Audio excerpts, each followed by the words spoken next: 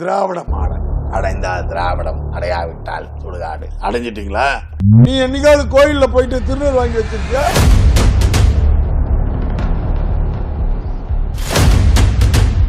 பாரத் தேர்தலுக்கு வேண்டாம்.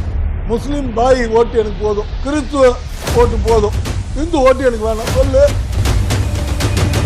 1960 இந்து அறநிலைத்துறைன்னு ஒன்று உள்ள எடுக்கிறார். கோவில்களை 41,000 கோவில்களை அறநிலைத்துறை வசப்படுத்துது.